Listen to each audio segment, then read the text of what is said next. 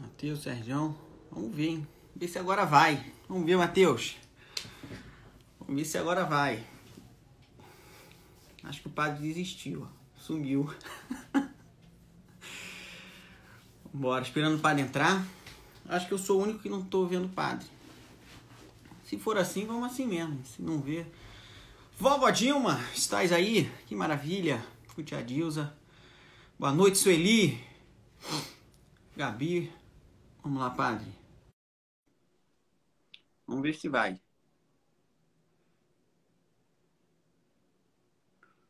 Aí, ó. Ah, que alegria. Agora sim, velho, senhor. Tá me vendo agora? Desculpa. Ah, Tô te vendo. Graças a que bom. Deus, cara. Nossa Senhora. Quando é assim, a live vai ser boa, hein? É, Satanás tá irritado aí. Sua bênção, padre. Tudo bem com o senhor? Deus te abençoe. Tudo bem, graças a Deus. Vou aumentar o volume. Fique. Todo mundo tá vendo bem aí, padre, escutando. Tudo certo? Quer iniciar a oração, padre? Sim, claro. Em nome do Pai, e do Filho e do Espírito Santo. Amém. Amém. Vinde, Espírito Santo, enchei os corações dos vossos fiéis e acendei neles o fogo do vosso amor. Enviai o vosso Espírito e tudo será criado e renovareis a face da terra. Oremos. Deus, que instruís os corações dos vossos fiéis com a luz do Espírito Santo, fazei que apreciemos retamente todas as coisas segundo o mesmo Espírito e gozemos sempre da sua consolação por Cristo Senhor nosso. Amém. Nossa Senhora do Carmo, rogai por nós. Todos os santos carmelitas, rogai por nós. Amém. Pode abrir o olho já. A voz agora que tá chegando atrasada aqui. Tá chegando atrasado? Padre, vamos falar hoje então de confissão, né? Há 2 semanas atrás, minha live com o Padre Rômulo foi semana passada, ou foi há 2 semanas, né? Acho que foi há 2 semanas, né? Isso. A gente falou fiz a live com o Padre Rômulo, falando sobre como comungar bem, né? Como tirar bons frutos da comunhão, né? Ter uma comunhão com maiores frutos, né? A confissão, né, padre? Por mais que eu vá até o confessionário e lá tenha, né, o padre fale a fórmula que tem que ser falada, eu esteja realmente arrependido, ela foi válida, né? Ela é válida, perfeito. A partir desse ponto, né, tem diferentes frutos, né? Nós podemos tirar diferentes frutos, né? Dependendo aí da nossa disposição a isso, né? Assim como, por exemplo, o sol, né, que bate na telha e a telha absorve de uma forma, ele bate na borracha de outra forma. Mas o sol é o mesmo, né? O sol está ali. Então, alô? Tá me escutando, padre? Tá travando bastante aí a sua fala. Tá travando um pouquinho. Calma aí. Tá travando um pouquinho. Então, nós podemos tirar, né, maiores frutos, né, da confissão, né? E é exatamente isso que o senhor vai falar hoje, né? Iniciando com o que é, né, padre? Vamos iniciar então do início, né? O que é a confissão, né, padre? E aí é com o senhor. Maravilha. Deus abençoe. Primeiramente, obrigado a todos pelo convite. E é muito importante que nós entendamos o que é a confissão e como se confessar bem, porque a confissão sacramental é talvez o meio principal ou um dos meios principais para a nossa perfeição. Primeiramente, gostaria de começar explicando a estrutura da nossa alma, desse organismo espiritual, do nosso espírito, dessa vida nova que nós temos, para que a gente possa entender o que é a confissão e como isso se desenvolve em nós. Então, primeiramente, eu gostaria de começar com uma imagem que eu sempre proponho quando falo sobre a confissão, que é a imagem de um mar, né? Um mar revolto, né? Um mar revolto, e sobre esse mar, uma grande barca. Essa grande barca é a igreja. E esse mar é o pecado, onde todos nós estamos antes do nosso batismo. Então, antes do nosso batismo, todos nós estamos como que lançados nesse mar, sendo agitados de um lado para o outro, né? Pela nossa inclinação, né, ao pecado, pelos nossos vícios, por todas as misérias que nós trazemos conosco, porque a nossa natureza foi ferida pelo pecado original. Então a nossa natureza, ela é ferida pelo pecado original. Porém, quando nossos pais e padrinhos que estão na barca, ou quando nós, já adultos, pedimos, né, a confissão, pedimos perdão, pedimos o batismo, ou nossos pais e padrinhos pedem o batismo para nós, a igreja lança para nós uma primeira tábua de salvação, né? Assim os padres da igreja chamavam o batismo, né, de primeira tábua de salvação. Ou seja, já viu aquele filme, né, que alguém está se afogando, né, e a pessoa se apoia numa tábua, né, e apoiada naquela tábua ela consegue salvar-se do naufrágio. Então, essa imagem que os padres da igreja utilizavam para falar de cada um de nós que antes do batismo estávamos num naufrágio, estávamos lançados nesse mar de pecado, lançados à sorte de sermos condenados. Então, o batismo é essa tábua de salvação que Deus nos dá para que nós possamos entrar nessa barca que é a igreja. Então, quando nós recebemos o batismo, né, por isso a nossa espiritualidade ela é toda batismal, né? O anúncio da fé ele é batismal, porque tudo que nós recebemos de Deus, né, o início da fé, né, o início das graças, a porta para a vida espiritual é o batismo, porque é o batismo que agora nos dá uma nova qualidade na alma, né? Nós recebemos um organismo espiritual. O que é esse organismo espiritual, né? Por isso, padre, uma curiosidade, sim, sim. a pia batismal é sempre, normalmente, né, sempre na entrada da igreja, né? Como Isso, né? Antigamente era assim, né? Antigamente as pias batismais eram no início, porque você entrava na igreja, né, a partir do batismo. Então era um símbolo, né, a partir disso.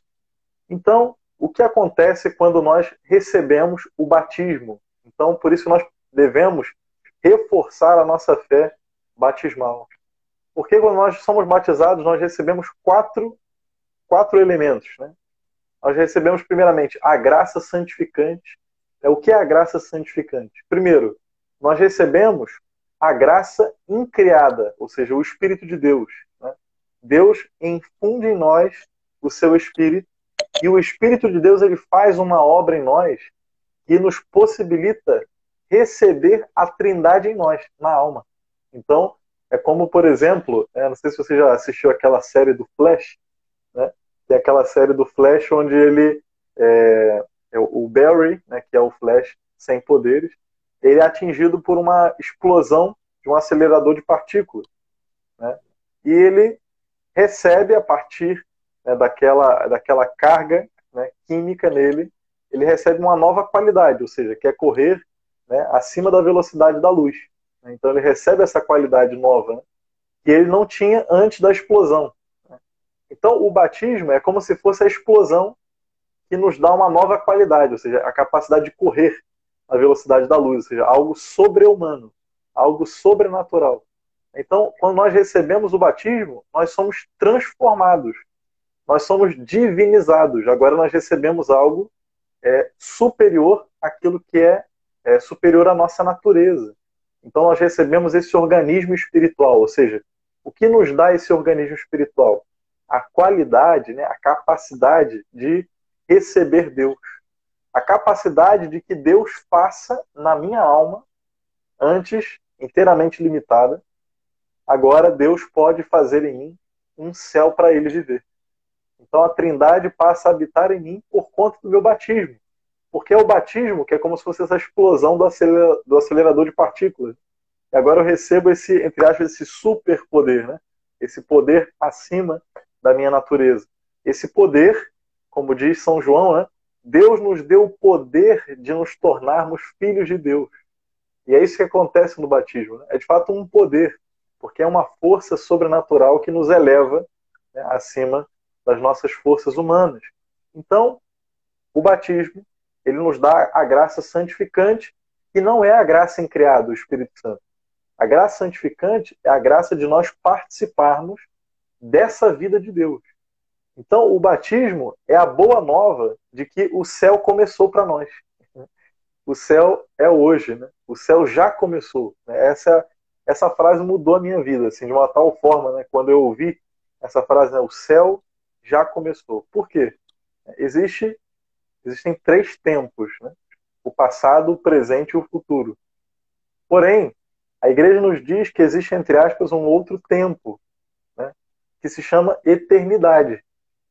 Porque o único tempo que de fato existe é o presente, né? O passado já não existe mais, o futuro a gente não alcança ainda, mas o presente, ele é alcançado pela eternidade, né? A eternidade no hoje. A gente pensa que a eternidade está para frente, só quando a gente morrer. Mas ela está para cima, porque Deus faz hoje, na minha alma, em estado de graça, ou seja, estar em estado de graça é estar com esse organismo espiritual vivo. Então, esse organismo espiritual vivo possibilita que Deus more em mim. Então, essa é a graça santificante. Então, é como se fosse um cordão umbilical entre Deus e a alma, onde Deus é capaz de alimentar a alma, onde Deus é capaz de transmitir a sua vida para essa alma. Então, isso é, claro, uma imagem, mas é de fato o que acontece. Deus comunica a nós a vida dele, né? Por isso que Jesus fala, né? Eis que estou à porta e bato. E se alguém ouvir a minha voz e abrir a porta, eu e meu Pai entraremos e faremos nele a nossa morada. Isso está no Apocalipse. Então isso é bíblico, ou seja, Jesus de fato está à porta, batendo, para fazer em nós a morada da Trindade. Então essa morada ela é construída no batismo. E essa morada se chama organismo espiritual, na teologia espiritual, né? Então, a segunda coisa que nós recebemos de Deus, nós recebemos as virtudes infusas. O que é isso, padre? Nome difícil, né? Virtude vem do grego dynamis, né? Ou do latim virtus, que quer dizer força, né? Então Deus infunde, ou seja, Deus infunde uma força na minha alma, primeiro, né? Uma força moral que me faz desejar o bem e uma força física que me dá força para fazer o bem. E a gente nem precisa provar que isso é verdade, porque a gente sabe disso na prática. Na verdade, nós sabemos quem nós somos em estado de graça e nós sabemos quem nós somos em pecado, né? Nós sabemos que somos uma outra pessoa. Então, a graça, ela de fato dá para a gente, né, uma força, né, moral, ou seja, de desejar o bem, o desejo rezar, o desejo estar junto de Deus, né? E também uma força física. Eu tenho mais força para fazer o bem, para fazer a graça de Deus, né, para corresponder à graça de Deus. Então, essas são as virtudes infusas de Deus na alma. Depois, Deus me dá também os dons do Espírito dele, né? Então, o Espírito Santo, né, ele vem nos preencher com os dons. E os dons são essas moções interiores de Deus na alma, né, que vão movendo-nos à vontade de Deus, à docilidade, ao amor de Deus. Então, virtudes e dons são como se fossem as faculdades da nossa nova vida espiritual, né? E depois nós recebemos as virtudes teologais, né, para completar os 4 elementos. Virtudes teologais: fé, esperança e caridade. Então, aquelas virtudes que se relacionam diretamente a Deus, aquelas mais perfeitas virtudes em nós. Então, quando nós recebemos o batismo, nós recebemos essa grande graça. Porém, tudo tem um porém, né? Então, quando nós temos agora, né, o uso da razão e podemos escolher entre o bem e o mal, nós que agora estamos na barca, podemos escolher o pecado. E o que seria escolher o pecado? O que seria escolher o pecado mortal? Por que pecado mortal? Porque alguma coisa morre aqui dentro. E o que morre é o organismo espiritual. Morre é como se o Flash perdesse os poderes, entendeu? É como se agora ele não fosse mais super-herói, fosse somente humano. Ele tem mais essa capacidade. Então ele facilmente é derrotado pelos inimigos, né? Ou Porque ele seja, não padre, aí que tem. o pessoal. Normalmente as pessoas se confessam, se batizam quando crianças ou bebês, né? Então, dali, a gente começa a fazer parte do corpo de Cristo, né? Sim, Dali a gente cresce, o bebê vai crescendo, até chegar em torno dos seus 7 anos, né? Que é a idade da razão, não é isso? sim. E ali ele vai fazer a primeira confissão para fazer a primeira comunhão.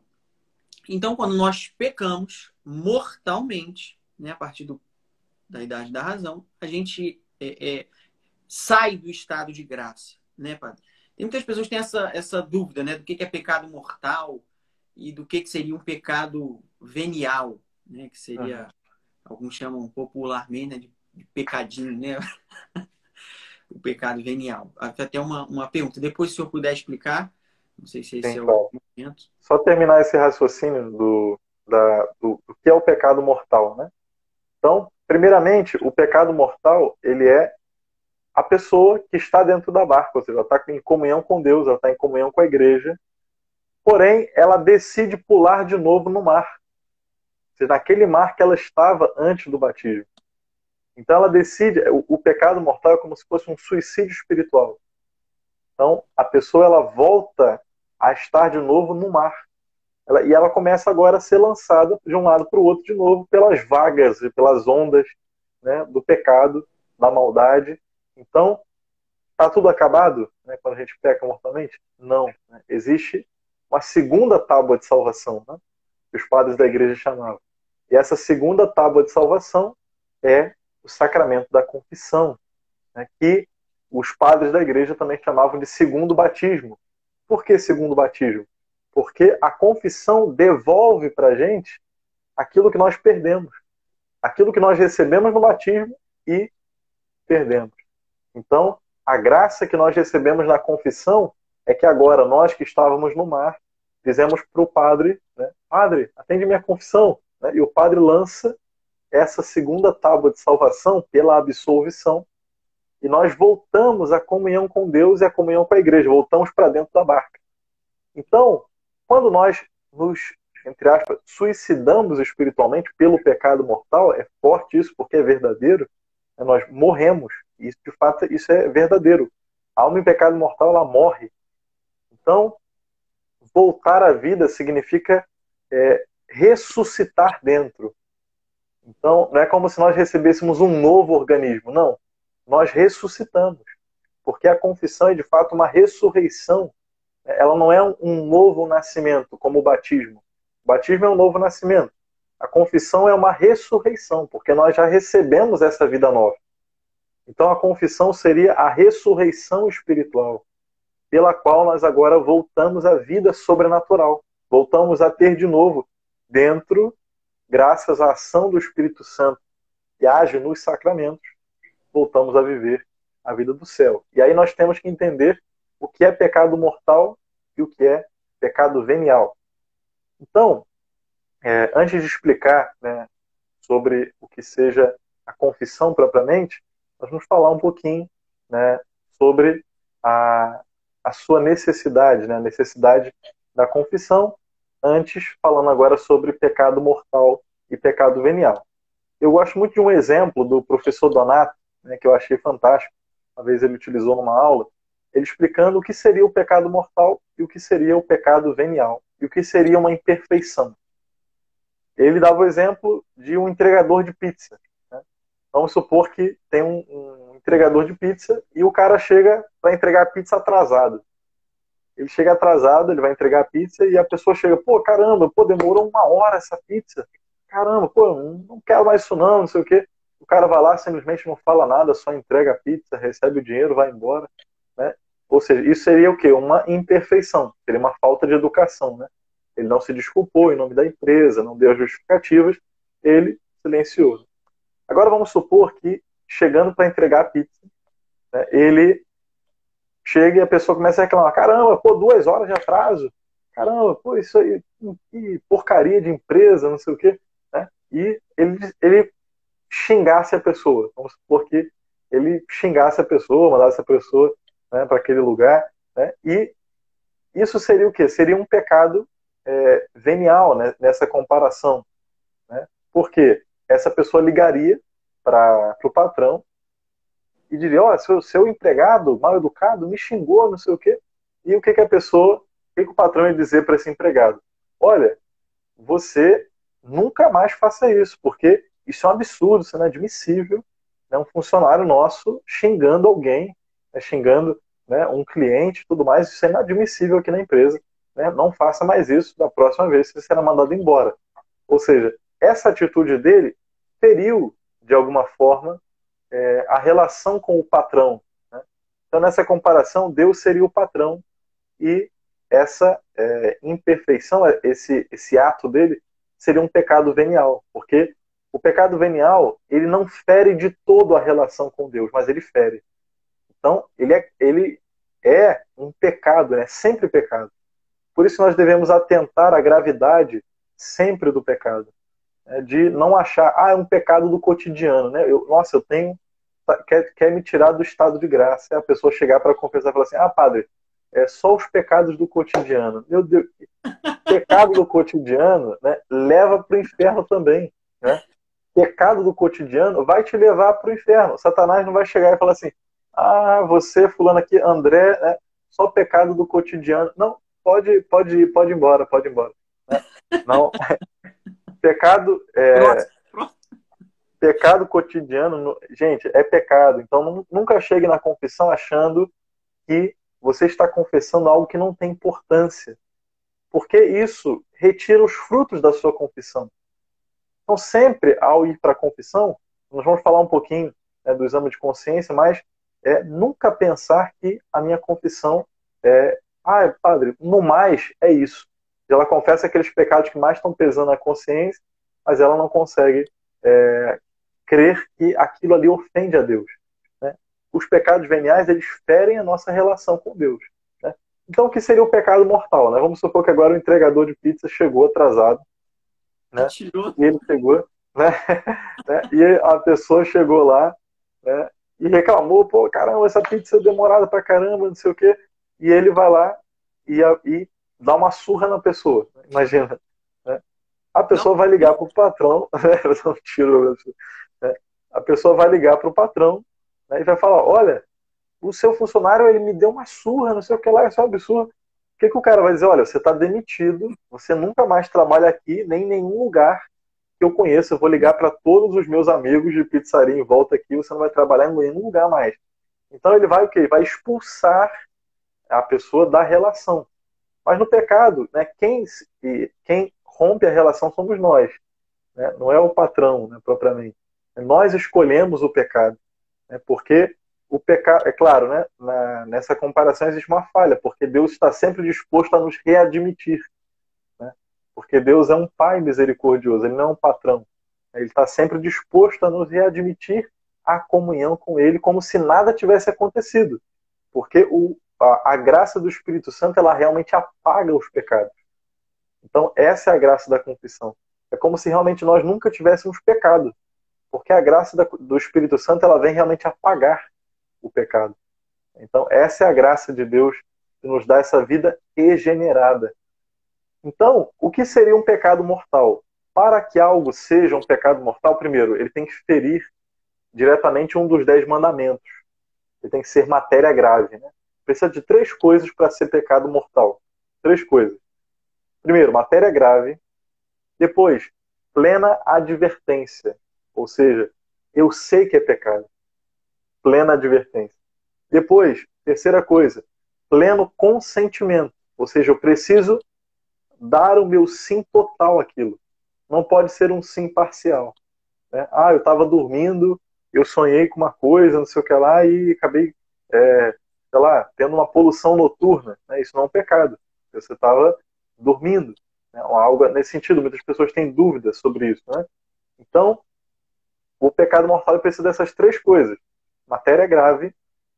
Depois, precisa de plena advertência. Eu preciso saber que é pecado. Depois, pleno consentimento. Eu preciso dar o meu sim total àquilo. Ou seja, Eu sei que é pecado, mas eu quero. Né? Isso é o pecado mortal. Então, o pecado mortal é isso, é uma adesão ao erro.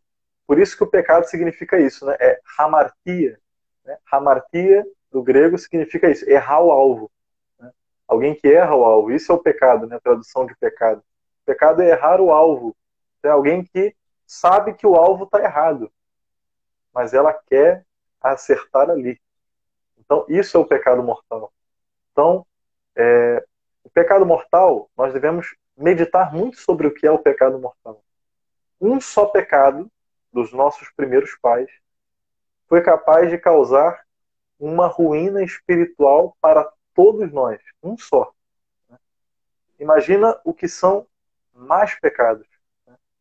Imaginem, né, o que são os outros pecados que nós cometemos, né, a quantidade de pecados que o mundo comete, né, e por isso essa necessidade também de reparação. Mas não vamos entrar nesse tema, não. Vou deixar para a Claudinha falar um pouquinho depois sobre isso. Né? Então, né, o que seria, como nós podemos nos confessar bem? Né? Tendo entendido isso, agora nós vamos entender o que é um sacramento. Né? Primeira coisa, né? Jesus, né, ele, né, nenhum de nós, né, e nenhum daqueles que conviveram com Cristo, né, e nenhum homem na história, né, viu, né, a não ser Jesus, o rosto do Pai, né, nesse mundo.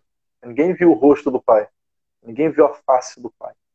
Mas Jesus, ele é o rosto do Pai, né, e ele foi visto por aqueles que conviveram no seu tempo com ele.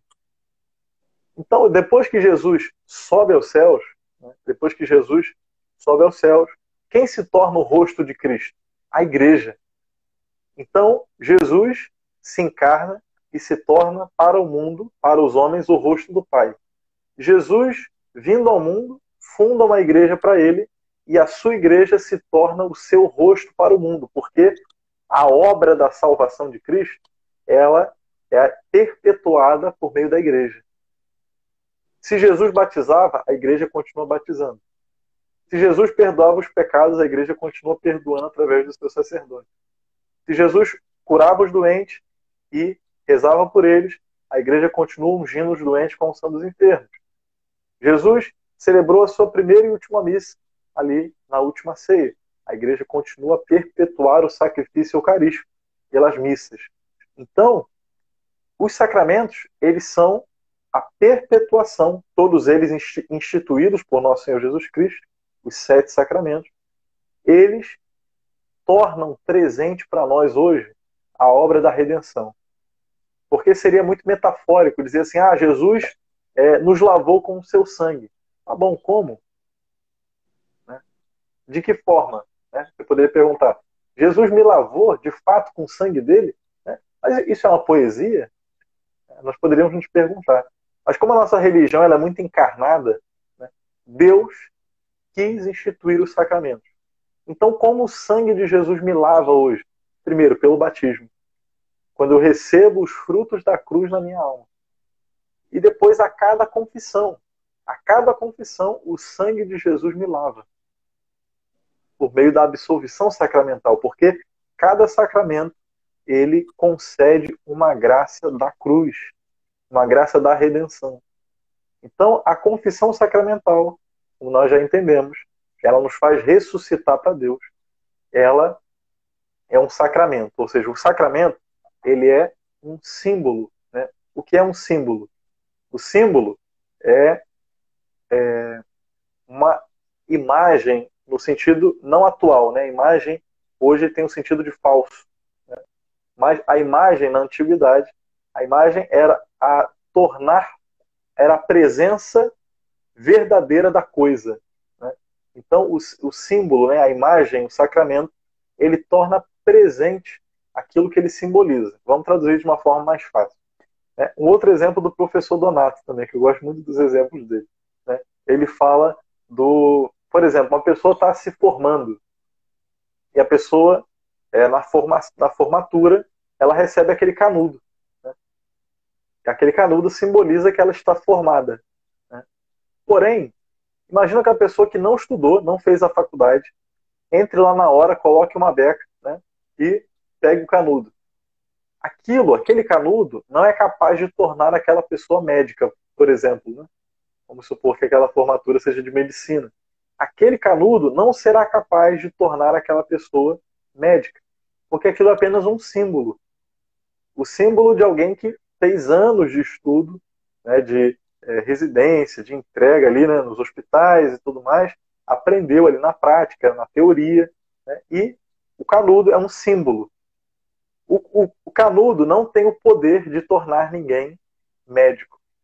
Mas, por exemplo, o batismo, né, que é um sacramento, e por isso é o símbolo de um banho, é o símbolo de um banho de regeneração.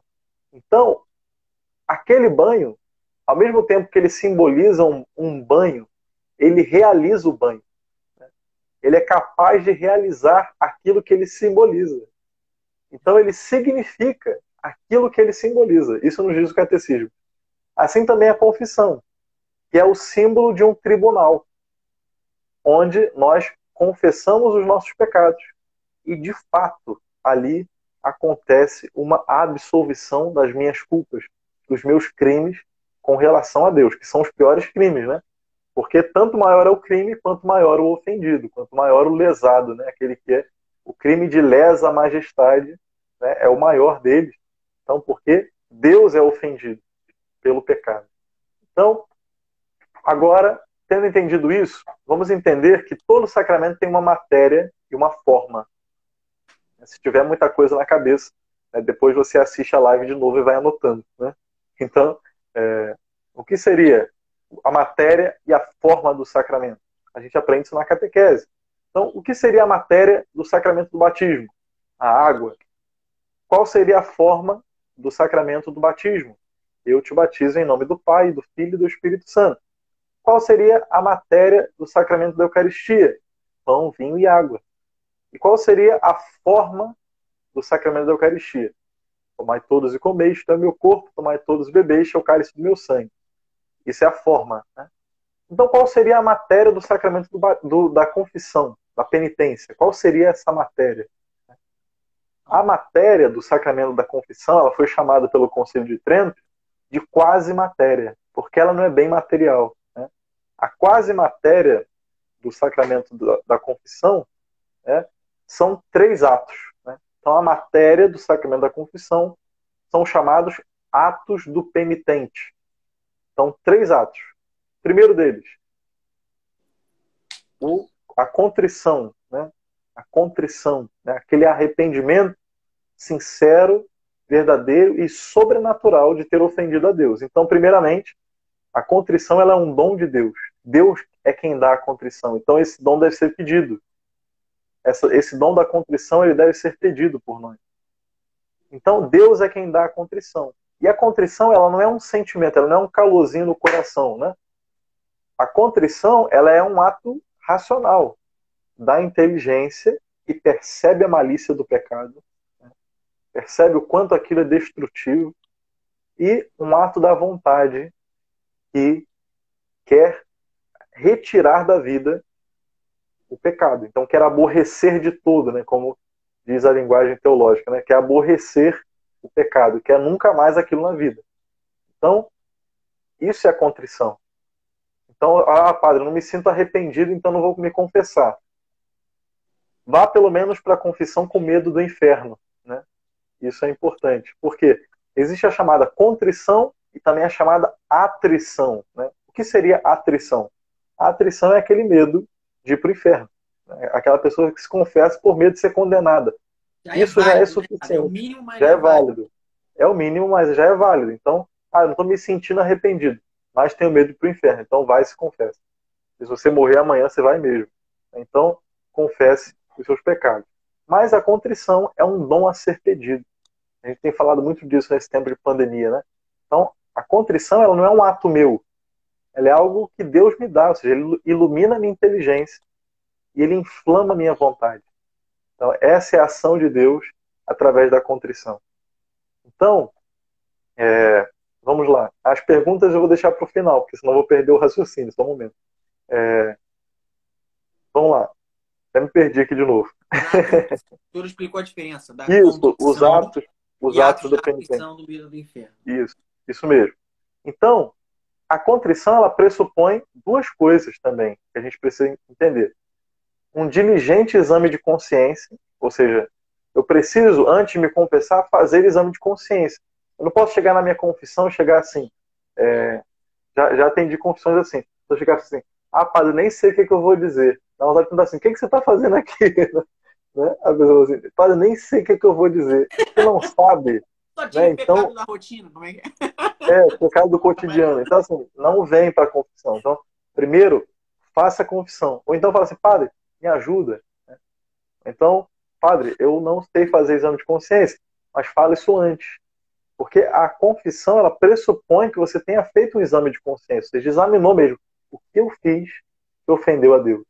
Então, às vezes pode pegar um escrito na internet, né? Pega lá no Google, bota lá, exame de consciência. Vão aparecer vários, ótimo. Então você pega, você pode levar até escrito, pode ler na hora para o padre, não tem problema nenhum. Você pode levar o exame de consciência escrito para a confissão. Então, como fazer um exame de consciência? Você vai fazer um exame de consciência a partir dos 10 mandamentos, também a partir dos 5 mandamentos da igreja. Depois, claro, a partir dos seus deveres de Estado, os seus deveres da sua vocação. Então, o exame de consciência ele vai me ajudar a ter uma confissão objetiva. Né? Porque eu preciso de uma confissão objetiva.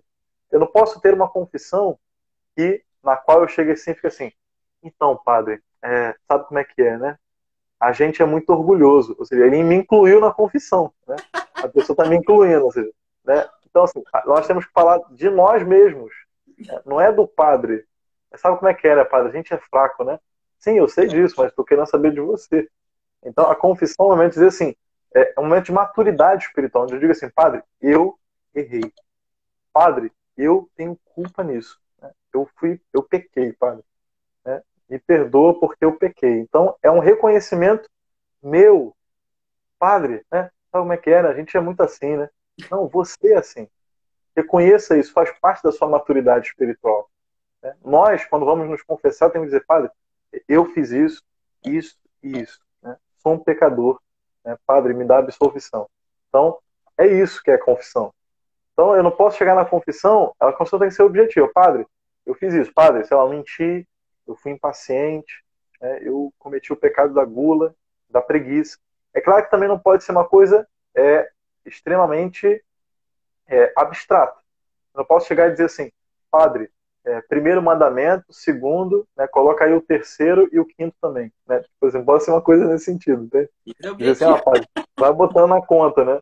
Não, porque a confissão, como ela é um tribunal, eu preciso dizer o crime específico, né? Dizer o pecado específico. Não basta dizer assim, padre, eu pequei contra a castidade. Você pode ter feito, né? Você pode ter pecado contra a castidade sozinho, né? Pode ter visto, sei lá, conteúdos pornográficos, pode ter cometido pecado com a sua namorada, né, com uma mulher casada. Então, tudo isso eu tenho que dizer. Não é que você tem que dar detalhes das coisas, né? Isso já seria uma indiscrição, uma falta de pudor. Mas é uma coisa objetiva mesmo. Padre, eu fiz isso. Né? Cometi um pecado nesse sentido. Então, isso é a confissão. Então, o exame de consciência ele me ajuda a ter objetividade. Então, eu chego para o padre e digo exatamente aquilo que eu fiz. Então, não fico assim, padre, eu fui impaciente porque minha esposa, né, sabe como é que é, né? Ela é difícil pra caramba, o senhor conhece ela, né? Então, não posso falar isso na confissão. Né? Não posso pegar isso e justificar os meus pecados, porque se tem justificativa, é porque eu não tenho culpa. Né? Então já não seria um pecado. Então eu não posso justificar os meus pecados na confissão. Eu tenho que dizer, padre, eu fiz isso, isso e isso. Isso faz parte da maturidade espiritual. Então, uma outra coisa também que pressupõe a contrição. Pressupõe a fuga das ocasiões de pecado.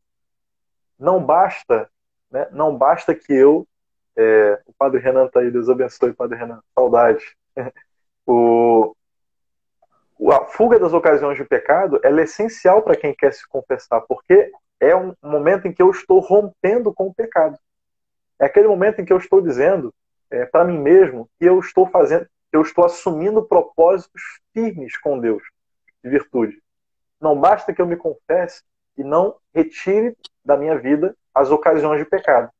Uma pessoa que é viciada em pornografia e ela fica vendo, né, usando o computador durante a madrugada dentro. Isso são ocasiões de fraqueza para ela.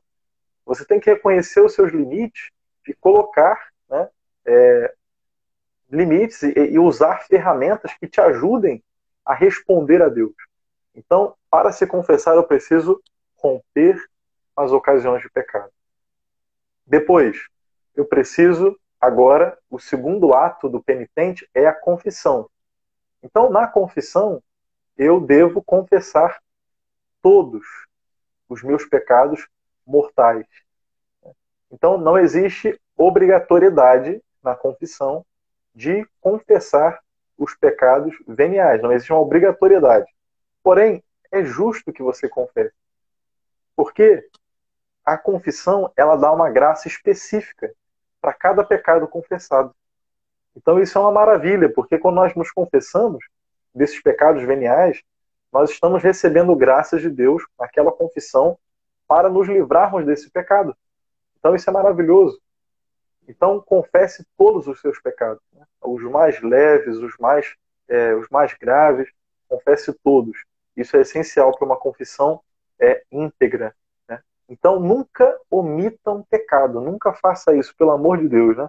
Uma vez, Santa Teresa d'Ávila, né, ela viu uma multidão de almas caindo, né, como se fossem esses coraçõezinhos que estão aqui subindo do lado, né, ela via como se fossem flocos de neve caindo, né, flocos de neve caindo no inferno. Ela dizia, Jesus, por que tantas almas assim indo para o inferno?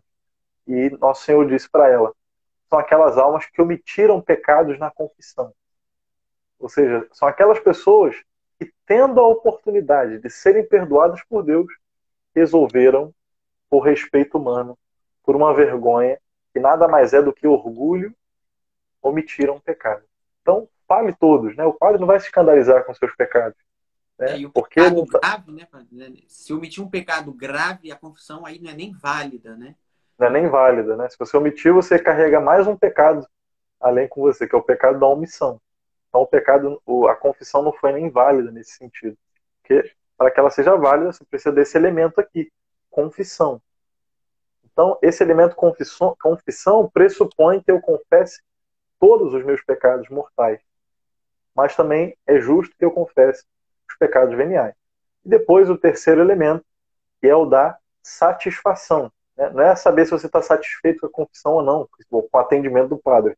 Né? A satisfação significa a penitência, né? Aquela penitência que o padre impõe no final. Né? Aí você fala, mas o padre não me deu uma penitência.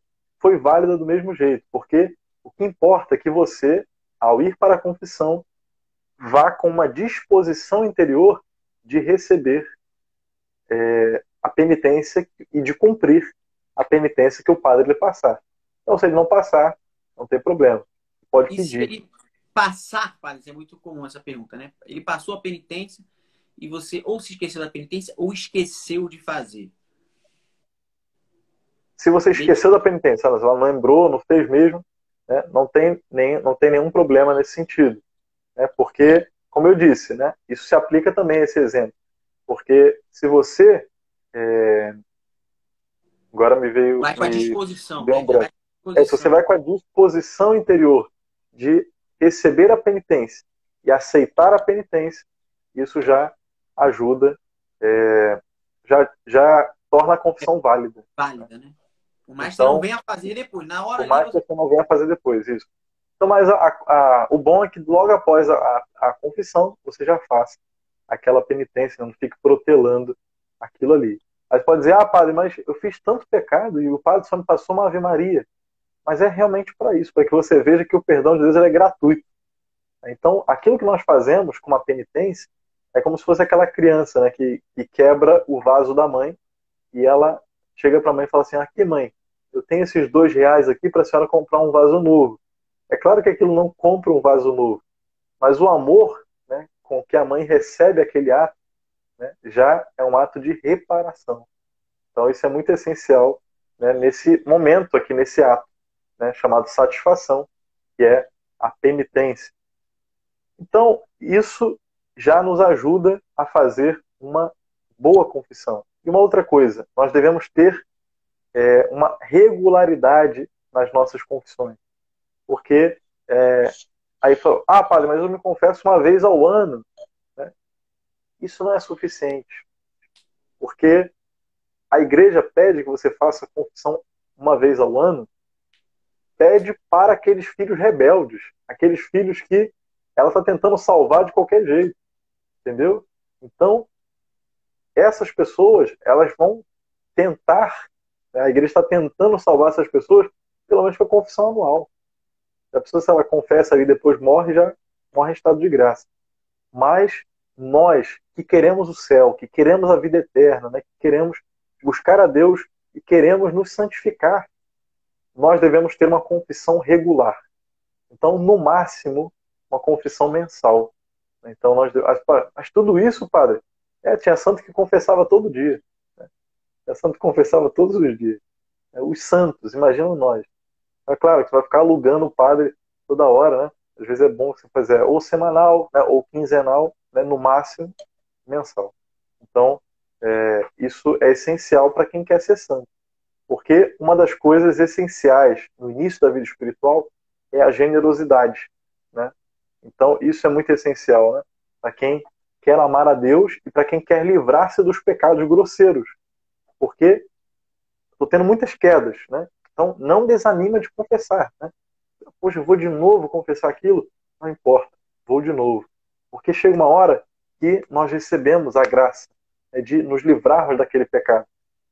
De agora ressuscitar de vez e ter mais generosidade de coração. Então, nunca desanimar da confissão, né?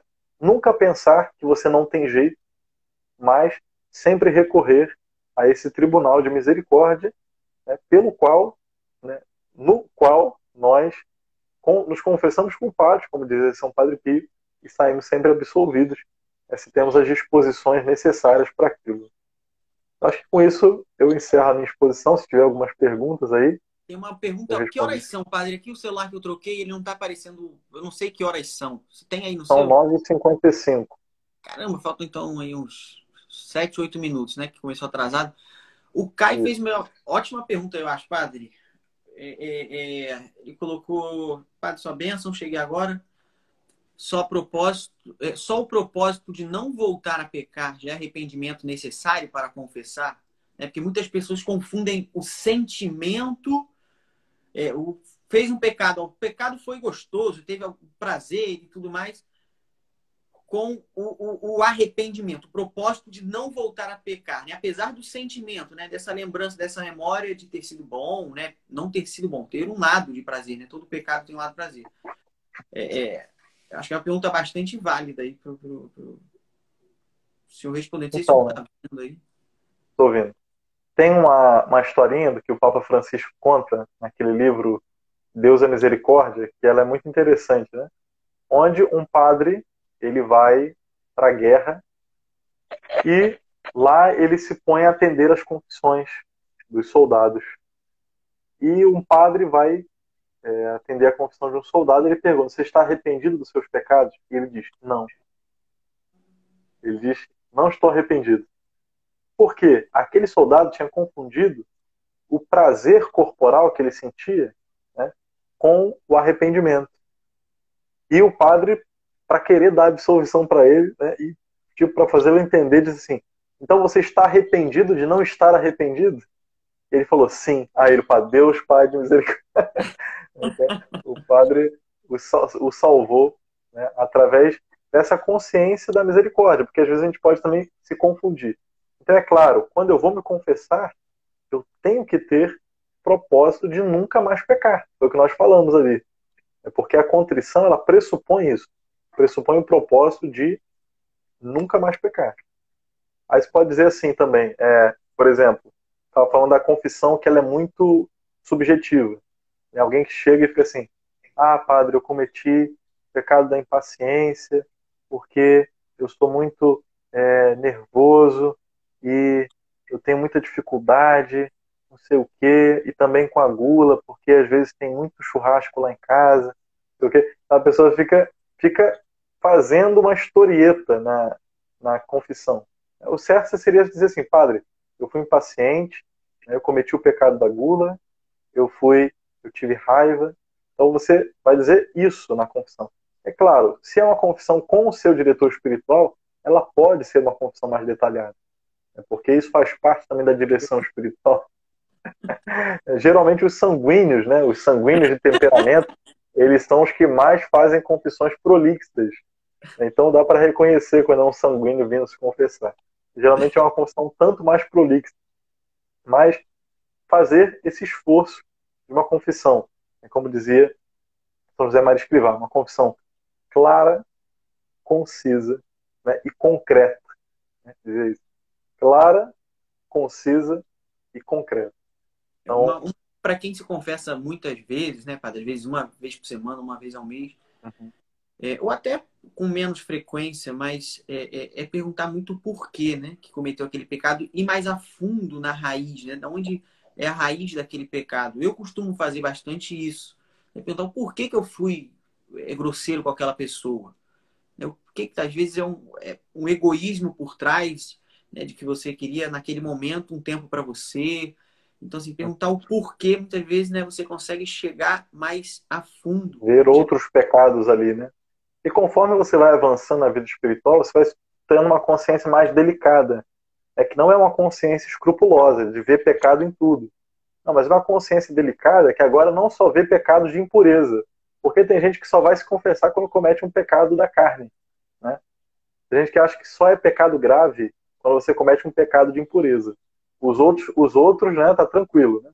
Então, os outros, né, não preciso confessar. Mas se eu tiver algum pecado da impureza, aí sim, aí pesa a consciência, eu vou me confessar. Uma outra coisa importante é, por exemplo, a pessoa, ela vai para a confissão. Imagina que ela fique muitos anos sem se confessar, né? Ela fique muitos anos sem se confessar, vamos dizer que seja uma mulher, e ela cometa o pecado do aborto. Né? E ela chega para confessar e ela diga assim, né? Padre, eu cometi o pecado do aborto. Só que ela ficou 20 anos sem se confessar. Durante esses 20 anos, vamos supor que ela teve relação fora do casamento, que ela foi gulosa, que ela teve preguiça, né? Porque o pecado não é aquilo que pesa na sua consciência. Isso que você tem que entender. Né? O pecado não é aquilo que me pesa. Ah, padre, o que está me pesando a consciência é isso, né? Os outros são do cotidiano. Né? Não é porque não pesa na sua consciência que não seja pecado.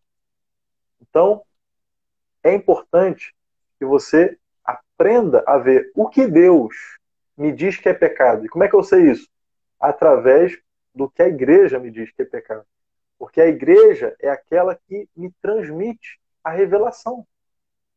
Então, entendendo aquilo que a igreja me pede, me diz o que seja pecado ou não, eu me confesso.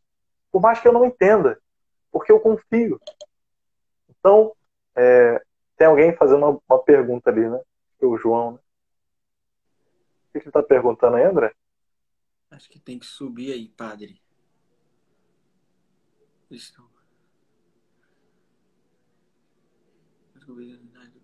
Os pais são de segunda união. Estão com pedido de nulidade do primeiro. Tem que esperar o processo, né, padre? Melhor. O senhor responde melhor aí do que eu. Né? Então, assim, por mais que ela tenha sede da Eucaristia, né, isso é válido, isso é ótimo, né? Foi o que nós falamos, né? O pecado, ele nos deixa mortos por dentro. Então ninguém dá alimento para quem está morto. Pode parecer uma linguagem dura, mas é uma linguagem verdadeira, a verdade liberta. Né? Então a verdade liberta a gente, porque não bastaria ela ter fome, então vamos, porque ela está com fome, ela está buscando a Deus, vamos dar a comunhão para ela. Isso seria uma blasfêmia, um sacrilégio, porque ela estaria comungando em pecado mortal. Isso não seria para ela uma libertação, isso seria para ela uma condenação. Então, o que eu proponho hoje para ela é que realmente ela aumente cada vez mais esse desejo e faça ao longo do dia muitas comunhões espirituais. Porque muitos santos, né, não comungaram. Muitos santos não comungaram, né? Muitos santos frequência, viveram, né? às vezes nem comungaram mesmo, ficaram anos sem comungar, no deserto, por exemplo. É Então, verdade. Deus foi dando o que a eles, né? Graças de conversão, graças de união, né? Graças de firme propósito. Também existe a proposta do casamento josefino, né? Que é algo que a igreja também nos diz que é válido. Então, isso liberta a gente, né? Saber a verdade. Então, já que já está nesse processo aí de buscando a nulidade e tudo mais, então, bendito seja Deus. Então, agora é aprofundar a conversão. Porque muita gente hoje em dia, né, fala de comunhão como um direito. Não é direito, ela é um dom. Né? Então, a comunhão, né, ela não é um direito nosso. A comunhão, ela é uma graça. E é uma graça, né, para quem está em estado de graça. Assim como Jesus disse para Santo Agostinho, né, quando Santo Agostinho estava se convertendo, diz para ele: cresce e me comerás. Porque, ou seja, cresce em graça, ou seja, volta a viver a vida sobrenatural. Né? E aí sim você vai poder comer o, o alimento, né, que é a Eucaristia. Ó, tem uma pergunta interessante também da Maria. Quando vamos nos confessar e esquecemos de contar algum pecado. Pecado esquecido é pecado confessado. Omitido é outra história, né? Aí não é válido, né? Você Omitido, fez a exame de consciência, esqueceu, saiu da confissão, pisou fora do confessionário e tinha um pecado, já foi confessado. Até que o padre ainda falou, eu te absolvo de todos os seus pecados. pecado esquecido é pecado perdoado. Foi Perfeito. esquecido mesmo. Mas é bom na próxima confissão, às vezes apresenta também, apesar de estar Sim, para sua retomar. santificação, né? Para sua Uhum. santificação, né? Que é até a pergunta de baixo aí do Caio, né? Se não lembro, né? Você tá vendo aí, padre? Pergunta? Padre, se me recordo de um pecado de um passado e não tenho certeza se já confessei o que fazer. Confessar. Né? É bom que confesse também, mas isso também é um exercício espiritual, né, na confissão. Né? Que, assim também como uma confissão geral, né? Aquela confissão que você pode fazer, sei lá, na quaresma, você pode fazer no final de um ano. Então, você pode fazer a confissão geral, ou seja, que são os pecados de toda a sua vida, desde que você se lembra. Mas é claro, isso você tem que pedir a um padre. Padre, eu gostaria de fazer uma confissão geral. Você aceitaria? Porque isso demanda tempo, né? Você vai confessar os pecados de uma vida inteira. Então, a partir dos 10 mandamentos. Né? Tem um exame de consciência num site, acho que é aquele WordPress, né? Está escrito assim, escreve no Google, né? Exame de consciência bastante completo. Esse exame é talvez o exame de consciência mais completo que eu já vi para a confissão geral. Então, se você um dia for preparar uma confissão geral, ou você já não se confessa há muitos anos, prepare a sua confissão a partir, né, desse exame de consciência. Quem tiver dúvida de qual é, pode mandar para o inbox da Demarré. Uhum. Isso aí a gente lá responde, né? Porque isso aí é aquele que o senhor passa, né, padre? Sim, sim. Vem para o inbox, realmente é um exame de consciência bem completo, né? Bem, padre, não sei se tem mais alguma pergunta aí de alguém. Não sei que horas são, não estou conseguindo me guiar muito bem, porque aqui não está aparecendo o horário, então não sei quanto tempo de falta. Bom, aqui a gente já pode encerrar, né? Já falamos bastante, senão vira gula espiritual, igual São João da Cruz. Amanhã, 9 horas, temos live amanhã, sexta-feira. Eu confesso que não esqueci aqui agora, deu um branco de qual é a live amanhã, né? Mas a gente tem sempre feito de segunda a sexta-feira, às 9 horas, tá? São 22h06. Obrigado, gente. Eu tô sem. Não sei porque não tá aparecendo aqui no meu celular. André, minha pergunta. Não tô vendo. Qual é a pergunta da Juliana? A Lucy. Tem pecados só com bispo poderão ser perdoados? Né? Hoje em dia, não, porque tinha o pecado do aborto, né? Agora,